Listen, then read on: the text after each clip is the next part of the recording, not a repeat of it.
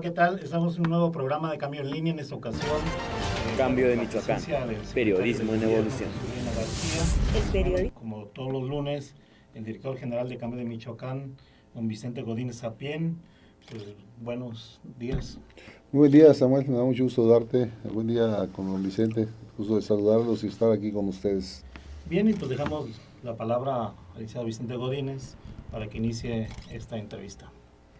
Bueno, pues señor secretario, me da mucho gusto recibirlo aquí en su casa. Tenemos algunos temas muy importantes que deseamos de alguna manera que lo sepa nuestra audiencia y por eso lo invitamos para que de alguna manera pues nos pudiera orientar en diferentes puntos que consideramos importantes para la ciudad michoacana. Un punto muy, muy importante que yo, como punto de partida, yo quisiera preguntarte que ¿cómo te sientes después de 8 meses y medio de haber tomado el cargo del secretario general de gobierno y encargado de atender todos los asuntos políticos internos del estado de Michoacán? Bueno, yo me siento bien. Desde luego todos sabemos que nuestro estado es un estado difícil, tiene una gran problemática social. Somos un estado con zonas marginadas, que esto le da una complicación social mayor, con muchos grupos demandantes, una sociedad muy activa, una sociedad más informada, más, dijéramos, organizada en cuanto a demanda de sus convicciones, en cada caso los grupos que de acuerdo a su interés y a su origen demandan atención. Creo yo que hemos ido avanzando poco a poco en un cambio de estrategia y de atención por parte del gobierno de Michoacán ante todos estos grupos, y creo que ese cambio todavía no lo hemos terminado de asimilar con todos los grupos, y eso muchas veces nos ocasiona todavía alguna conflictividad. Pero en términos generales yo creo que hemos avanzado en el ánimo de que había una gran cantidad de decisiones concentradas en la Secretaría de Gobierno, y hemos ido buscando que las decisiones que corresponden, por decir algo, a organizaciones relacionadas con el campo se resuelvan en la Secretaría de Desarrollo Rural, cuestiones de la Secretaría de Salud que antes decidía la Secretaría de Gobierno se decían en la Secretaría de Salud. Entonces hemos estado buscando que las cosas se acomoden donde deben de estar, donde deben de ser, donde deben de atenderse, donde deben de resolverse. Esa es una estrategia diferente a como venían trabajando las administraciones anteriores. Anteriormente la costumbre era que el secretario de Gobierno convocaba a todos los titulares de las dependencias y ahí juntos atendían a un grupo para que tratara 10 o 12 temas diferentes. Ahora estamos mandándolos a las dependencias donde corresponde la atención y simplemente estamos dando seguimiento que se dé esa atención que se debe de dar. Pero esto es importante porque había una concentración en la decisión, no quiero decir en el poder, pero había una gran concentración en la decisión. Y esa es la variante que hemos estado implementando. Yo me siento bien, desde luego hemos tenido, como se sabe, algunos conflictos importantes, otros que han podido superarse con rapidez y con tranquilidad, pero yo creo que hemos hecho lo que se debe de hacer. Bueno, después de 10 años regresa el PRI al poder en el estado de Michoacán. Y bueno, y tú también, como consecuencia, tuviste puestos importantes en las administraciones anteriores. ¿Consideras que ha cambiado de alguna manera la conciencia política y social del pueblo en general en relación a 10 años transcurridos con un cambio de gobierno del PRD en el estado de Michoacán? Bueno, yo creo que lamentablemente, para mi parecer, la estructura del gobierno ha cambiado de una manera, que dijéramos, ampliándose, pero no en eficiencia ni en eficacia, ¿no? Creo que ha sido una estructura de gobierno más amplia, pero eso no ha dado ni eficacia ni eficiencia en la atención de los asuntos. Y por otra parte, bueno, como lo dije hace un momento, encontramos una sociedad más demandante, una mayor pulverización en organizaciones. Hay organizaciones que demandan cuestiones sociales, pero que en realidad lo hacen sin un verdadero sustento social. ¿Qué quiero decir? Hay organizaciones que demandan y que realmente no tienen una gran representatividad, que sin embargo se presentan a demandar con un impulso y con una aparente fuerza de exigencia, pues como lo venían haciendo antes, ¿verdad?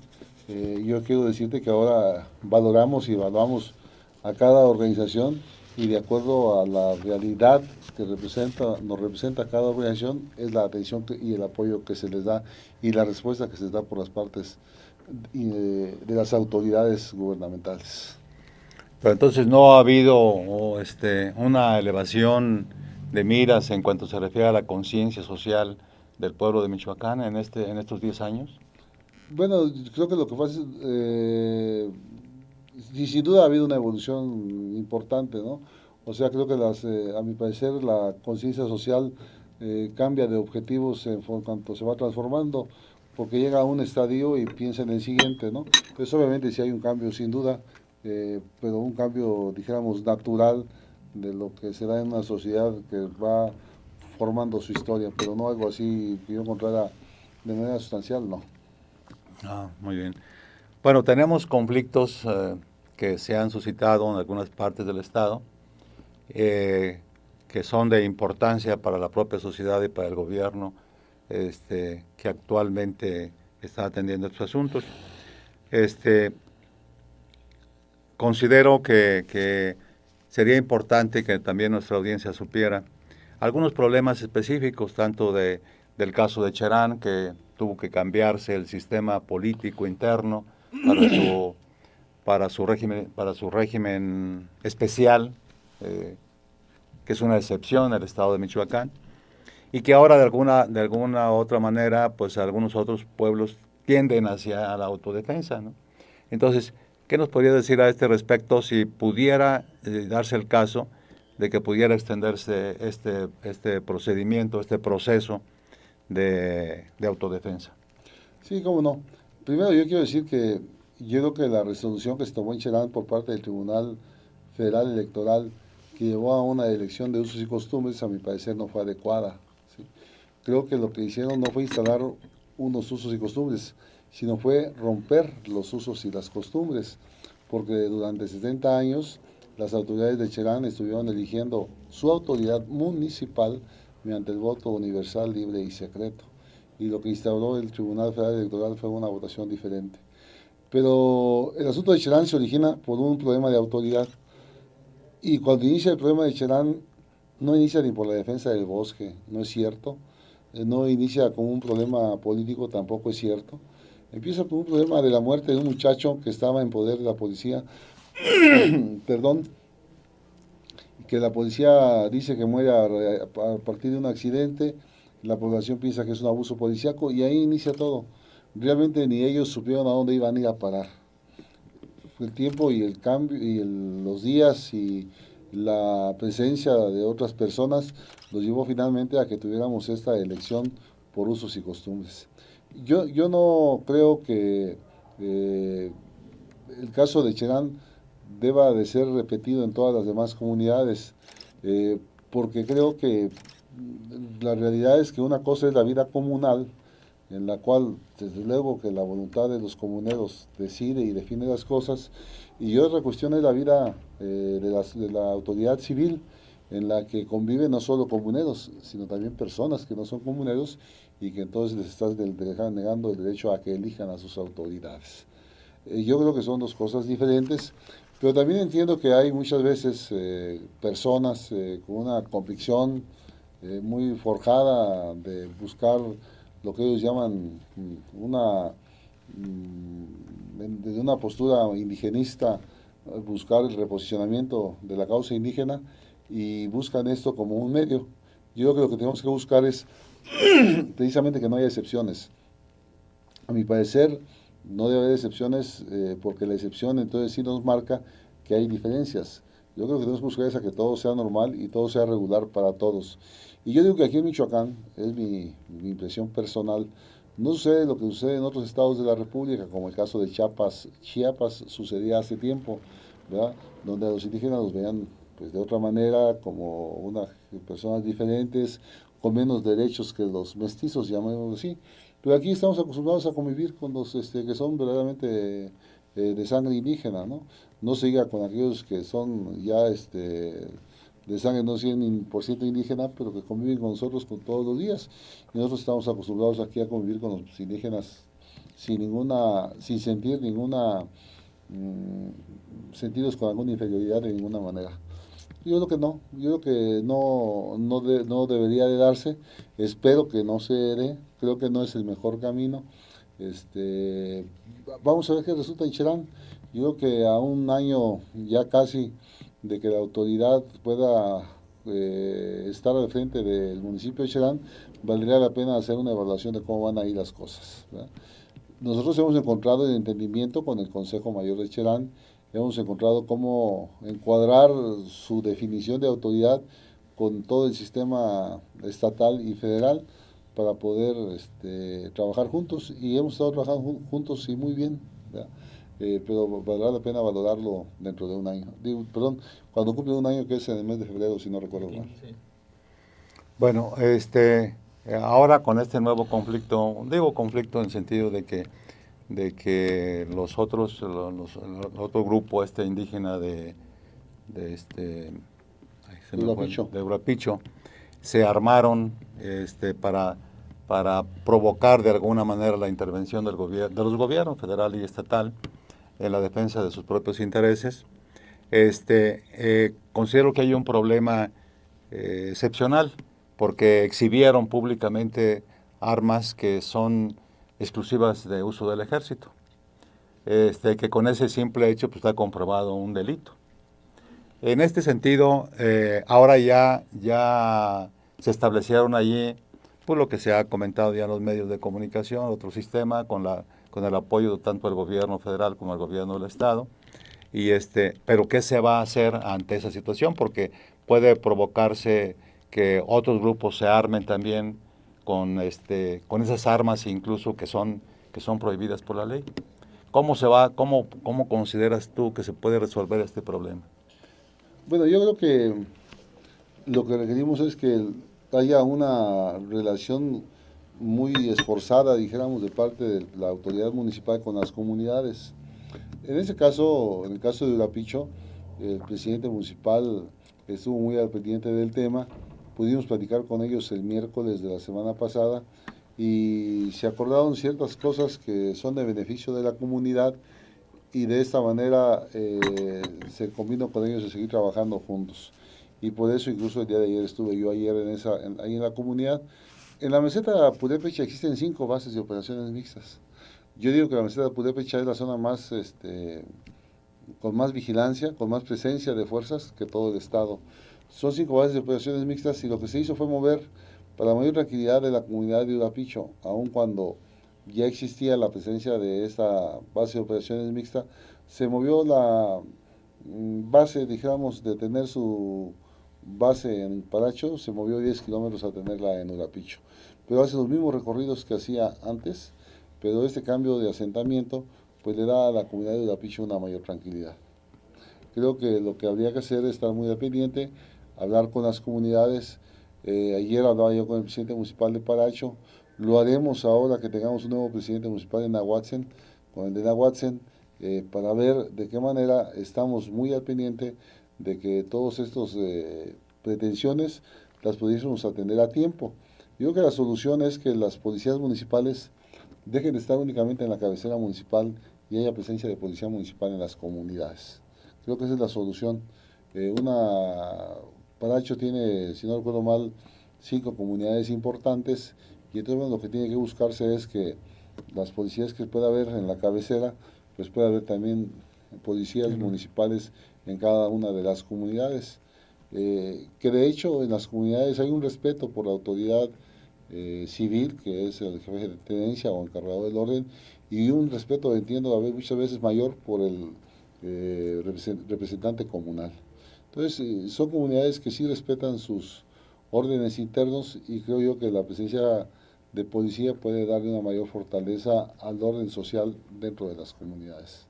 Pero debe ser, como digo, como parte de las propias policías municipales. Bueno, en cuanto se refiere a las armas usadas que yo te preguntaba, y que allí, pues no sé cómo la autoridad federal, porque son delitos federales, cómo se va a manejar o cómo se manejó desde un principio esta problemática de usar armas que están prohibidas por la ley. Bueno, efectivamente vimos imágenes en la prensa que nos mostraban a habitantes de la comunidad con armas de alto poder que son de uso exclusivo del ejército. Eh, yo lo que puedo decirte respecto de esto es que el día que se fue a instalar ahí la base de operaciones mixta, ya no había nadie en esos lugares armados. Entonces, bueno, seguramente las personas que ahí se vieron en estas imágenes, pues se retiraron muy a tiempo para ya no, o las propias autoridades las retiraron para evitar que pudiese acreditarse algún delito. Uh-huh. Bueno, cambiando un poquito de tema y en el orden cronológico, yo creo más o menos, esto pues está muy relacionado con lo de Charán, por eso abordaba yo primero este punto. Pero tenemos el problema de los telebachilleratos también, que en ese sentido causó problemas y sigue causando problemas en el Estado. Están cerrados muchos centros, no hay recursos supuestamente para lo que se ha comentado. ¿Cómo se piensa resolver este problema de los telebachilleratos? No, el asunto de los telebachilleratos ya se resolvió. Se firmó ya un acuerdo con la parte demandante la semana pasada, el día martes, si no recuerdo mal, y ya está resuelto, ¿sí? La idea es fortalecer el sistema de telebachillerato. Algunos pueden pensar que reducir la cantidad de planteles no es fortalecerlo. Yo digo que sí. Si lo que tú vas a tener finalmente es un sistema muy robusto, muy fuerte, aunque sea pequeño, pero con una gran fortaleza académica y educativa, estás fortaleciendo el sistema.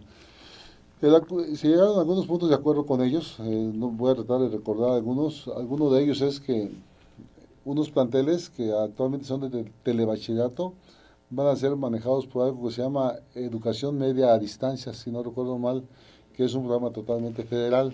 Todo esto le va a quitar una carga al Estado, que en este momento todo el gasto del telebachillerato se recarga en el presupuesto del gobierno estatal. Entonces creo que son 30 o 31 centros que se van a manejar, digamos, por la federación, llamémoslo de este modo, mediante este sistema de educación media a distancia. Se han detectado en principio 17 centros que por la cantidad de alumnos que tienen no justifican su existencia, y se va a proceder a reubicar tanto a los jóvenes de esos centros en otros centros educativos, como puede ser bachilleres o cualquier otro subsistema, y a los profesores o asesores, como les llaman ellos, que están en esos centros, se van a cambiar a otros centros y se les va a reubicar. En principio, en lo fundamental de esos son los acuerdos. Se contrata una cantidad de asesores también que hace falta para cubrir los centros adecuadamente, y se seguirán revisando para ver si después de estos 31 que se van a ir a este sistema de educación a distancia, 17 que se van a cerrar, vamos a ver si hay otros más que también se puedan concentrar en otros centros para disminuir la cantidad y concentrar la atención académico-educativa en menos lugares, pero con una mayor eficiencia. Ese es fundamentalmente son los acuerdos, y el convenio está firmado desde martes o miércoles de la semana pasada, de tal suerte que en este momento ya no hay ningún problema con telebachillerato. Ah, muy bien. Pues siguiendo ese mismo orden, hay dos puntos importantes obligados. Uno, el problema que se tuvo allá en Turicato, en la comunidad la Nueva Jerusalén, que se quemó una escuela, que se aprendió al supuestamente autor intelectual de ese hecho, y que finalmente considero yo que fue buena decisión, digo, es mi punto de vista, haber sacado de allí el problema para ubicarlo en otro lado donde las gentes pudieran, los alumnos y sería bueno que incluso los que no están de acuerdo con el grupo tradicional ahí, pudieran salir también, ¿verdad? Para no confrontarlos allí, que pudiera resultar peor la situación. Se ha anunciado que ya se compró un predio para eso, para empezar a construir las aulas definitivas, y aparte de las que ya se tienen fuera de la Nueva Jerusalén. ¿Cómo va ese procedimiento ahí? Bueno, sí, efectivamente tenemos una promesa de compraventa de un predio que esta semana vamos a consumar en una compraventa. Esta semana ya tenemos la compra de ese predio y de inmediato se va a proceder a elaborar los proyectos necesarios que ya están avanzados, pero todo lo que se requiere para hacer el concurso y empezar la construcción de las aulas. Eso le va a dar tranquilidad a la comunidad. Como ya lo hemos dicho, es una comunidad que vive en una tensión porque hay dos grupos ahí antagónicos con creencias y quehacer religioso diferente. Y entonces lo que nosotros quisimos hacer, y creo que lo logramos, es sacar la escuela, que era un punto de tensión, a un lugar muy cercano, que no le causa ningún problema a ninguno para ir a ella, y por otra parte quitamos el punto de tensión dentro de la comunidad. Respecto a la persona que está detenida ciertamente por la destrucción de las aulas, bueno, pues está a disposición del juez en este momento, ¿verdad? Tiene derecho a la libertad bajo de fianza. Los daños que se causaron fueron destrucción total de las escuelas y seguramente la fianza es bastante alta. Sí, se ha mencionado ahí que pasa de los 2 millones de pesos, ¿no? Sí. El monto de la fianza. Y otro punto también, digo, porque el tiempo se nos viene. Otro punto importante y que es obligado es el de la universidad. El de las normales. Bueno, todo el mundo sabemos los hechos, cómo se dieron. Todo el mundo también está enterado de alguna manera el sistema que se usó, el procedimiento que se usó para que quedaran libres todos los implicados o los presuntos responsables de la acción penal que tuvo lugar.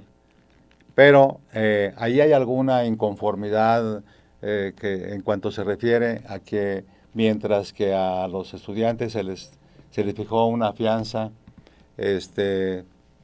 pues prácticamente mínima para que pudieran ser liberados, a la persona esta Cárdenas de la Nueva Jerusalén le fijan una fianza totalmente diferente, totalmente disparada y que no concuerda una cosa con otra. Yo sé que este es un problema de carácter judicial, que el Poder Judicial determina la fianza con base pues en las pruebas que aporta el agente del Ministerio Público, pero hay esa inconformidad sobre este monto de la fianza para uno y para otro, y principalmente, bueno, porque la gente vio con buenos ojos, de alguna manera, gran parte de los ciudadanos michoacanos, que se hubiera hecho valer la prevalencia de la ley ante los hechos consumados, ¿no?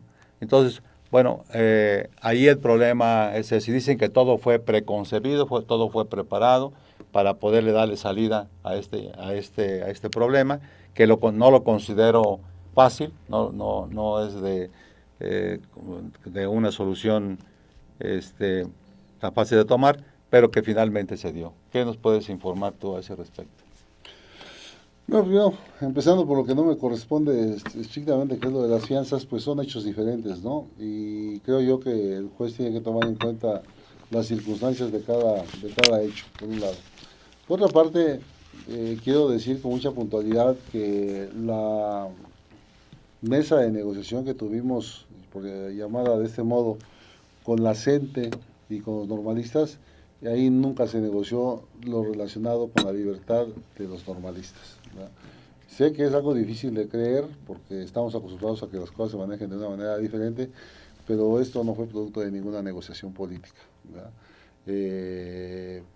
No hubo en la mesa una negociación al respecto, incluso la mesa se levantó porque ellos querían que ahí se acordara precisamente sobre la cuestión de la libertad de sus compañeros, y se levantó hasta que no terminó, y se levantó y se reinició hasta que hubo la decisión del término constitucional por parte del juez, ¿verdad?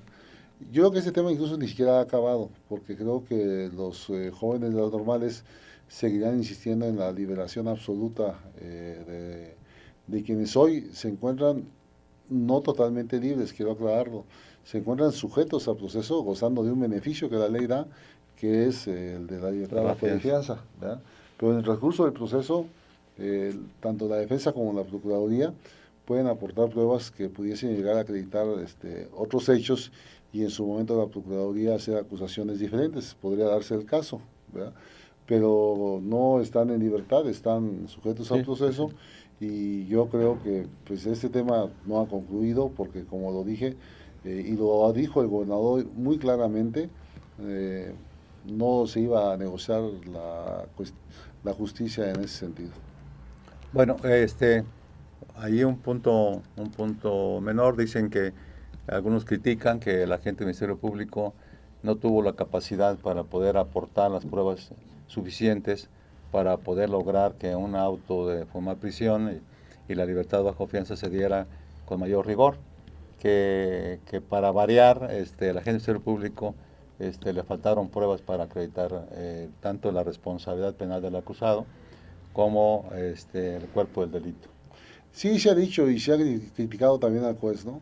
Yo en ese caso no puedo hacer ningún comentario porque no me gusta hacer especulaciones y me gusta conducirme con responsabilidad y tú como abogado sabes muy bien que lo que determina la situación es la verdad jurídica en este caso y la verdad jurídica en este caso es precisamente lo que está en el expediente, ¿verdad? Independientemente de lo que se diga en la prensa, lo que se comente de boca en boca, para el juez lo que cuenta es lo que está en el expediente y yo en realidad no conozco el expediente y no sé si estuvo bien o mal integrado, no es algo que a mí me toque resolver o atender, pero fundamentalmente el juez tiene que basarse en lo que tiene acreditado dentro del expediente. Ojalá que no sea así y si hay manera y tiempo y forma de enmendar las cosas, pues la Procuraduría tendría oportunidad de hacerlo. Sí, porque incluso la Procuraduría interpuso, creo, el recurso, ¿no?, de apelación. Sí, estoy enterado por inconformidad, ¿no? Estoy enterado de que en el momento que se notificó el auto de resolución de término constitucional, en ese mismo momento el Ministerio Público interpuso la apelación. Es lo que estoy enterado. Muy bueno, no sé si gustes agregar algo al respecto. Yo quiero hacer una pregunta. Durante el inicio del gobierno de Fausto Vallejo Figueroa ha habido una serie de conflictos, de manifestaciones, de bloqueos, marchas, tomas de oficinas, de carreteras, etcétera, etcétera. Creo que no les ha dado mucho respiro a ustedes como para desarrollar un gobierno como ustedes quisieran. Pero los últimos acontecimientos se me hacen muy avasalladores sobre el telebachillerato y luego los normalistas y la entrada del magisterio llamado democrático. ¿Cómo tú catalogas, estuvo en peligro la gobernabilidad? Porque a veces se veía de cómo cuando menos en Morelia estábamos ahorcados para transitar de manera fluida. ¿Estuvo en algún momento en peligro la gobernabilidad o se daban visos de ingobernabilidad?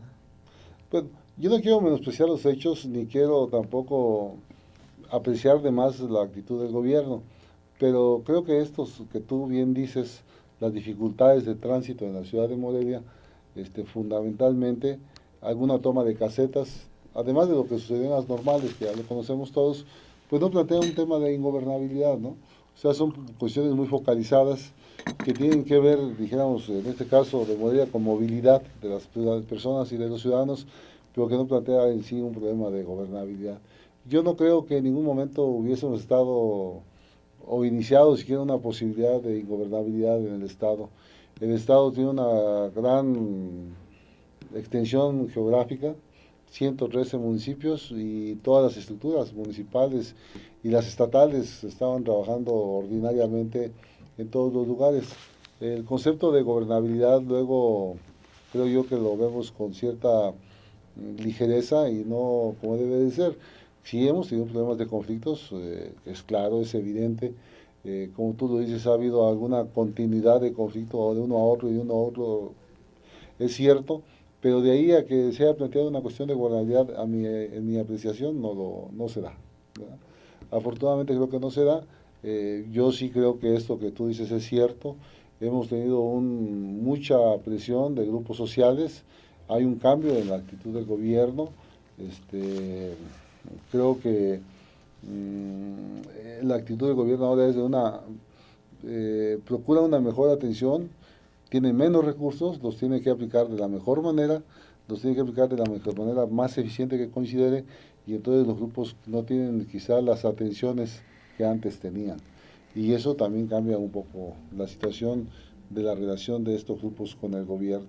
Pero también quiero decirlo, sin otro afán que no sea el de señalarlo. Es cierto que hemos tenido problemas desde el inicio de la administración de esta naturaleza, pero también es cierto que no es la única ocasión en que estos movimientos se dan. Lamentablemente las marchas, los plantones, las tomas de autobuses, son cosas que han sido habituales. Pero yo quiero ahora hacer una pregunta, porque también es importante ver si compartimos o no. El 28 de abril, lamentablemente, el gobierno tuvo que intervenir en las casas del estudiante para recuperar unos vehículos. Y ustedes han de recordar quizá más Samuel, que anda reporteando, que el director, sobre todo en el centro de la ciudad, que antes era muy usual ver una silla parada enfrente de una casa de estudiante interrumpiendo el tránsito, o un cable cruzado de calle a calle y no dejaban circular. Y estábamos acostumbrados a ver continuamente marchas de estudiantes dañando, perdón, los edificios del centro. Mi pregunta es, del 28 de abril para acá, ¿hemos visto alguna calle bloqueada por estudiantes? No, hasta el momento, de los universitarios, no. Hasta el momento no, ¿verdad? Sí. Entonces, hay cosas que también tenemos que ver, que es lo que hemos ido acomodando poco a poco, que nos hemos ido entendiendo en esta nueva manera de trabajar, y creo que eso va a ir dando resultado en cada uno de los sectores que vamos a ir atendiendo. Yo espero que este problema de las normales nos lleve a un cambio en la relación, ¿verdad? A un cambio en la relación para bien de Michoacán. Primero, yo creo que lo que más deseamos todos es que el nivel educativo, el nivel académico de las normales sea cada vez mejor. Creo que eso es lo que todos deseamos. Y segundo, nosotros desearíamos tener una relación muy transparente, pero además de una muy buena relación, porque de nada le sirve al Estado estar en conflicto permanente con quienes después, de una u otra manera, pues van a ser sus trabajadores y van a ser los que van a estar al servicio de la niñez y de la juventud para educarlos. Y por último, de mi parte, la cuestión de en los conflictos que ha habido, sobre todo en normalistas, se ve más las voces de manos duras que les piden actuar con todo el peso de la ley, con toda la fuerza pública, por otros que el diálogo que se tiene que agotar, etcétera, ¿no? Son posiciones muy encontradas a veces, y ustedes se ven en medio, y creo que son decisiones difíciles de tomar, y creo que políticamente hablando lo tienen que hacer. Pero ¿no crees que que hay una sensación de la ciudadanía que a veces no actúa como debe ser, y que hay cierta impunidad, y que debieran ser ustedes más, digamos, de mayor impacto su actuar, donde nos den la seguridad del libre tránsito, insisto? ¿Tú cómo lo ves? Sí, así como tú, exactamente.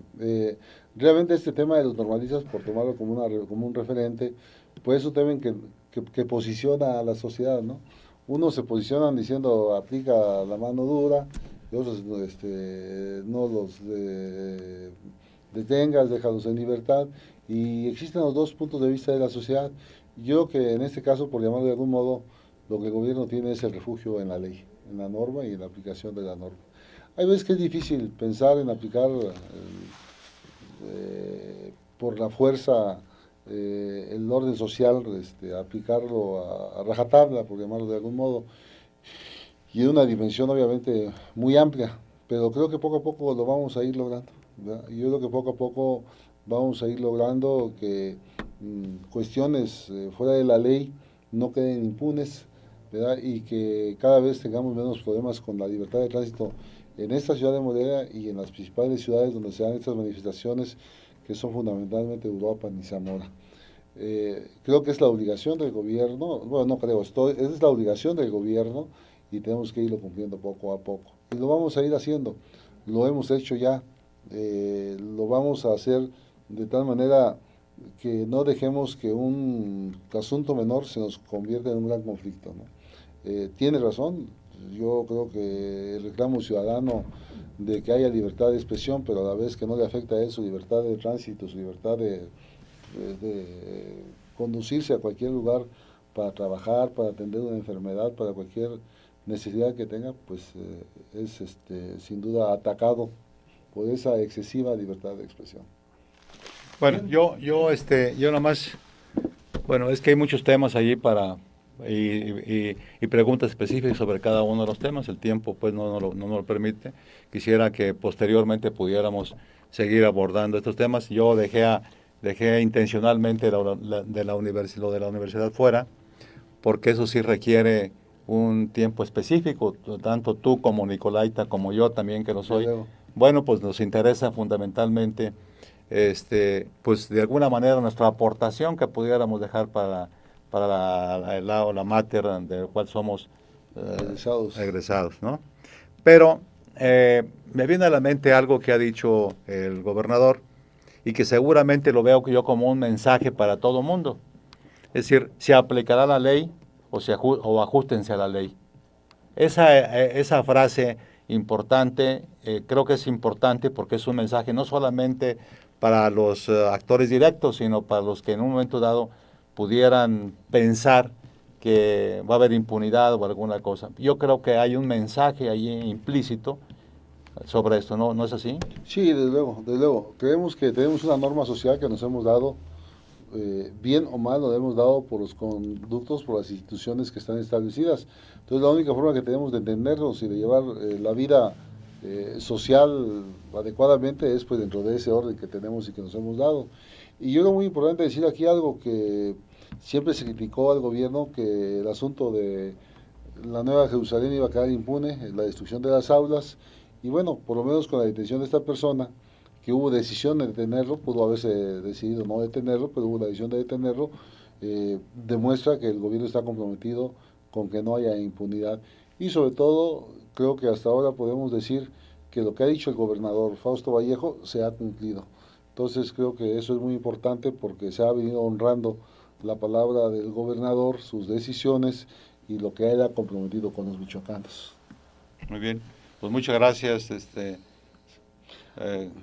señor secretario, estamos a tus órdenes, esperamos que luego podamos continuar ya con más desahogo, con más tiempo, tratando los diferentes problemas del estado de Michoacán. Espero que sí, nos veamos pronto, de mi parte con mucho gusto. Vicente, muy amable, gracias al señor director Vicente Godínez y a Samuel Ponce, nuestro amigo, también muchas gracias por permitirnos esta oportunidad de expresar nuestras opiniones. Bien, pues aquí la dejamos por lo pronto y esperamos otra ocasión en Cambio en Línea. Hasta luego.